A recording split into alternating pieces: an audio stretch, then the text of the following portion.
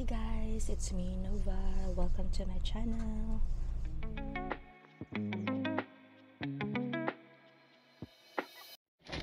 Today's video guys is i-share ko sa inyo kung ano yung experience ko sa immigration sa Pilipinas and yung experience ko sa immigration sa point of entry ko. So yung mga documents ko guys na prepare ko bago ako umalis ng Pilipinas is kung ano yung dinala ko sa interview for the US visa interview. Dinala ko yun lahat guys. So kung hindi ka pa naka-watch ng video ko, yung US visa or K1 visa interview ko is you can watch it and I'll share the link on the description box below. So let's proceed. So yun na nga guys, yung mga documents na prepare ko is yung mga dinala ko yun sa visa interview, like yung mga birth certificate, CINAMAR, yung I-134, yung affidavit of support, though hindi yun parang nakaprinted lang yun guys at wala siyang sealed. Tapos yung CFO certificate, yung sticker, of course yung passport mo, yung visa mo, and then mga other documents pa guys, pero I think yun lang. And then yung yellow packet ko, of course dapat hindi yun mawala, yung yellow packet, yung copy ng vaccine mo, at saka yung CD guys galing ng St. Luke's, kasi yung CD yun yung gagamitin nyo for yung adjustment of status. So yun na guys, yung flight ko is mga around 8 p.m. ng gabi via Philippine Airlines, and then so from Manila to JFK guys. JFK is yung international airport na sa New York. And then pero yung check-out time ko ng hotel ko guys is mga 12 noon, pero dumirect na ako immediately sa airlines kasi para wala na ako masyadong isipin. Tapos if ever na mahaba yung pila sa immigration, at least ma-anticipate ko kung hindi parang last minute na pupunta. So maaga ako pumunta pala na if sobrang aga. So anyway, mag-wait lang naman sa flight, and then wala din akong masyadong pupuntan guys. Ayun na nga, so pumunta ko mga 12 noon, or baka nakarating na ako doon mga around almost 1. And then pumunta ko sa kasi naka-online check-in na din ako guys 24 hours before my flight. So mas better na naka-online check-in na kayo para diretso na. So yun, pumunta ako na ng check-in. Tapos kasi yung nag-book kami ng ticket ko guys, hindi direct sa online, so third party lang siya. So pagdating ko dun sa counter sa Philippine Airlines, nag-ask sa akin if nakabayad na ako ng travel tax. So since hindi pa ako nakabayad ng travel tax, is yun nga, pinapila niya ako doon sa travel tax na payment.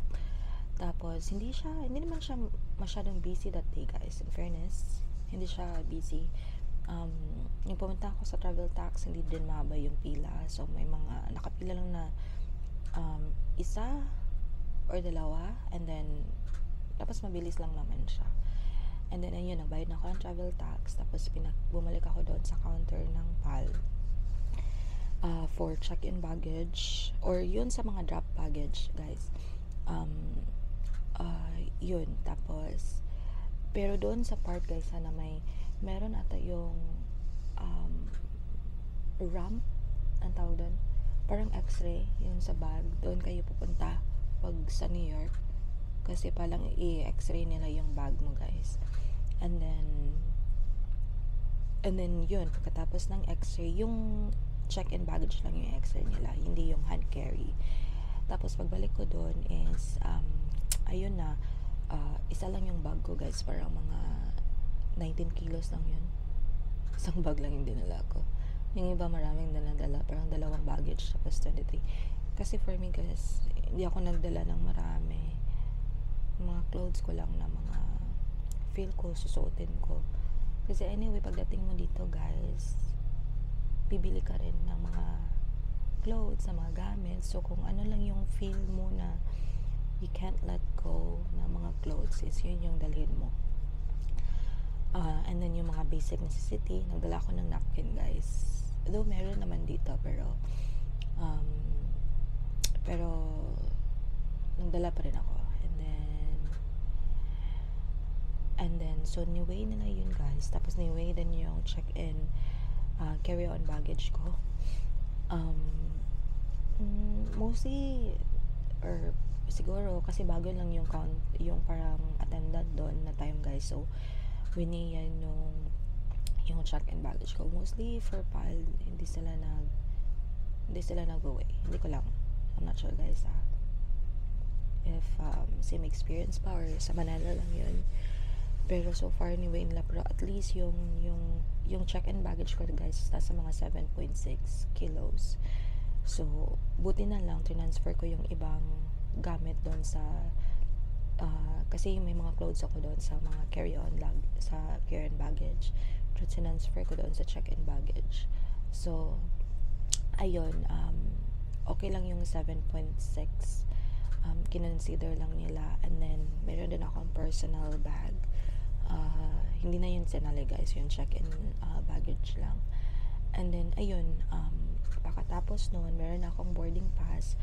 Tapos bago ako pumasok sa immigration guys, yung prepare ko lang is yung in-insert ko lang is yung travel tax na binayad ko, and then yung boarding pass at saka yung CFO certificate in-insert ko doon guys, para wala na masyadong hingin. So yun lang yung dinelay ko na ibibigay ko sa immigration. Tapos pagpasok ko doon sa immigration guys, this is Terminal 1 pala guys kasi yung international na Philippine Airlines is sa Terminal 1. So make sure you check din yung saang terminal yung flight nyo, kasi merong iba doon sa Terminal 3, depende sa airlines. And so yun na nga guys, punta na ako sa immigration. Pagpasok ko doon sa immigration guys, walang pila guys, as in walang pila. Alam mo yung kung saan yung pila doon sa security, doon sa custom, yung i-check yung mga baggage nyo, lahat ng yung parang doon ang mas mahaba yung pila. So bago ako pumisi doon guys, sa immigration na tayo. So pagdating ko sa immigration, parang diretso na ako guys, parang wala talagang pila. Parang later na nagkapila, pero yung pagpasok ko is walang pila talaga. And then yun nga, pagdating ko sa immigration, kinuha yung gamit niya, binalik niya yung certificate ko ng CFO at saka yung tax receipt. Tapos sabi niya, ano yung purpose ng travel ko? Sabi ko, on a fiancé visa, ganun. And then tapos inas niya yung petitioner's name, tapos ang destination, sabi ko New York, USA. Sabi ko ganun. And then nag-ask din siya if kasama ko ba si fiancé or si petitioner. Sabi ko hindi, ako lang mag-isa. And then ayun, tinatakan niya yung passport ko. Tapos ayun na guys, nagpila na ako sa custom, yung parang i-check yung baggage nyo sa x-ray.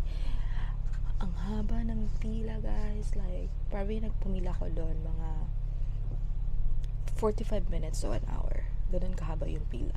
Mas mahaba yung pila doon kaysa doon sa immigration. So yung pila guys is umabot na siya doon sa immigration na booth. Doon na siya, as in grabe, sobrang haba. So mga 45 minutes to 1 hour. So okay lang man, kasi hindi naman ako nagmamadali, diba? Kasi ang aga ko doon mga 12, or nasa pila pa ako mga 1 or nakalabas na ako mga 2 guys, mga ganun, doon sa pila ng custom. And then ayun, after nun nag chill na ako, tapos nag wait na ako ng flight. So Pagdating ko naman doon sa US guys is yung point of entry ko is sa New York sa JFK. Matagal guys, medyo slow sila siguro kasi early morning na yung dating namin, mga 11 o mga 10 p.m. almost 11 p.m. na US time yung pagdating namin. And then actually hindi naman ang haba ng pila is doon sa nakaseparate kasi siya guys, yung sa mga foreign passport at saka yung sa mga yung sa may mga green card or mga US holder passport. So mas mahaba doon compared doon sa may mga visa held passport. So doon ako nakapila. And then medyo matagal lang guys. Hindi ko alam, ang dami atang question ng mga papasok. Yung iba kasi naka-family or merong individual. Kasi matagal siya, mga 5 to 10 minutes yung interview nila. Tapos do merong mga parang hindi ko alam kung anong term, marshal ba, yung parang mga guards nila or parang ganun, marshal or I think marshal yung term. Sila yung nagsabi na lumipit ka ng anong palipalipat ako ng line guys, sabi niya kasi parang ang tagal nun sa booth namin. Tapos sabi niya lumipat ka doon. And then lumipit ako sa ibang another na parang merong vacant. And then pagpasok ko doon is ibibigay ko na sana yung yellow packet ko guys. And then parang hindi niya tinake. Tapos sabi niya medyo siya guys, seryoso, or siguro na feel ko nagpapa-intimidate or parang intimidate siguro sila. Parang seryoso ng face, hindi yung welcoming yung officer doon. Kasi sobrang seryoso, hindi nagsismile. And then pero okay lang naman. And then so ayun na nga, sabi niya follow me. So pinapunta niya ako sa parang office nila, parang room or parang main office nila. Merong doon parang counter din. Pero hindi siya for interrogation guys ha. Feeling ko kasi naka-fiancé visa ako, merong yellow packet doon nata i-check yung yellow packet. Tapos merong mga waiting, may mga iba doon na waiting guys, mostly mga senior. And then yun nga, pag once na tinawag ako is parang inopen na doon yung yellow packet ko. And then inas lang sa akin is yung petitioner's name, and then yung address. Tapos yung address yun is nakapostal siya guys. If doon ba kami titira, sabi ko no, that's the mailing address. Siya okay, again, is this the PO box? And then sabi ko yes. And then yun, tapos sabi niya make sure you have your wedding within the 90 days. Yeah, I'm aware. And then yun na guys, tinatakan na niya. Tapos merong date doon kung when yung 90 days ko. So make sure to check din yun guys, kung yung tatak doon kung when yung 90 days mo. Kasi baka kasi 'di ba, dumating ako doon 30. Tapos so hindi siya same guys after 3 months 30 then. So let's say November ako dumating, November 30, and then on when ba yung 3 months ko? February, December, January, February. So of course wala namang 30 sa February. So pero hindi siya yun guys na 30 same 30. So yung 90 days ko ata guys is February 28. Yun yung nilagay doon. Kasi considering the 31 as well sa other months.